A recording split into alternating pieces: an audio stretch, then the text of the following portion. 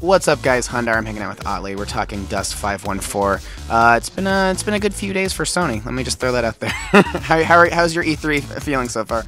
It's feeling really good. The reception to the things that we're showing here is phenomenal. We're getting a very good feedback and reception from the media as well. Yeah. And obviously, the players that come in here and want to see stuff. What's the we were at FanFest obviously and going to E3 and for you guys sort of taking it to your core player base at FanFest and then sort of widening it out for E3. What's the differences in terms of the feedback you get like here on the floor and talking to people? I mean, obviously, there's the beta going on as well, but I imagine there is still a lot of that feedback even at events like this. Yeah, of course. I mean, obviously at FanFest it's very focused. We have roundtables and panels and presentations and stuff like that, so a lot of the feedback is directed at that and given in those sessions. But the feedback is always tremendously valuable. And we get a lot of feedback here as well. There's a lot of EVE players here, there's a lot of Dust players, and everyone has an opinion. They certainly do. Well, that's one thing that CCP has always been good about is sort of that very direct and back and forth feedback. So just sort of from the process of when the beta started to now in its current state, what have been some of the biggest developer to fan interactions that have actually led to things in game that you can talk about? So throughout the beta, we've solicited feedback on specific game mechanics and things that we're brewing. With a game like this, it's so big, it's fairly robust in terms of socialization and the fact that we have planetary conquest and stuff like that. It's a fairly complex system to organize on the development side.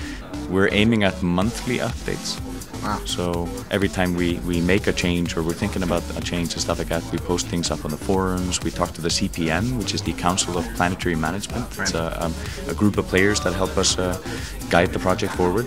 Later they'll be democratically elected, just like the CSM, or the Council of Stellar Management in EVE Online. Ranging from small tweaks to aiming to larger revamps of whole systems, like the whole process of getting into the game, having context to what happened in the world from your last login, that kind of stuff. Making the whole transition into battle feel more immersive and context-giving, and everything in between. Adding in new weapons, new gear, new roles to the drop suits and vehicles, that kind of stuff. We do have a roadmap of these items and stuff like that, but the mode that we're in is to plug certain holes in the core engagement loop. So we see trends in battle and we see what's missing. For example, aerial vehicles, after we introduced the assault dropship, started dominating a little bit, which is cool. Aerial vehicles are awesome, but now we need to iterate on this and give the ground vehicles some better ways of killing them. But anyways, it's all driven by this interaction of and with the community. Well, and you're right, that is incredible. The turnaround on new stuff that quickly, and you guys have done a good job so far. So I guess what are the biggest challenges in terms of keeping up that pace? And I mean that, like you say, you've got to have a roadmap for things you want to do, but then you're also sort of plugging in like the player feedback and stuff. So how does that balance work for you? And is there any particular thing that stands out in your mind of? Well, we play our games fanatically as well, so we happen to agree. Goes a long way, right? So our roadmap is fairly close to some of the feedback and stuff like that we're getting. The biggest challenge, I would say, is organizing the development in such a way that we can do rapid updates.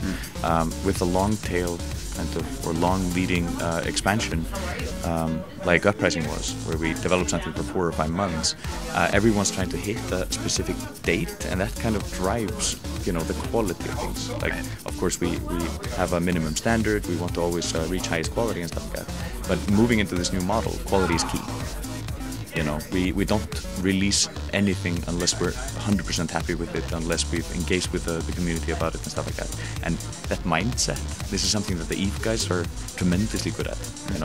They've been doing this for 10 years and stuff like that. But for the development team of Dust, it's not so much a process thing, it's more of a mindset thing, if you understand what I mean. It's just getting into the habit of scouring through the forums to onboard the feedback, even if it's rough at times and stuff like that. So I would say that's the biggest challenge. But we're making a lot of progress with those things. Very cool. Well, continue the good work, and hope you have a great rest of your E3. So. Same to you. Thank you.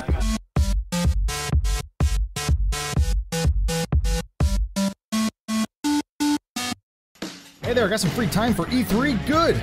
Starting on June 11th to the 13th, tune in for our 24-hour E3 coverage featuring the latest gameplay, hardware, and trailers from the biggest gaming convention of the year. Catch it all on your phone, tablet, computer, or other rectangular viewing device right here at Machinima, or on your 360 with our patented Machinima app. Patent pending.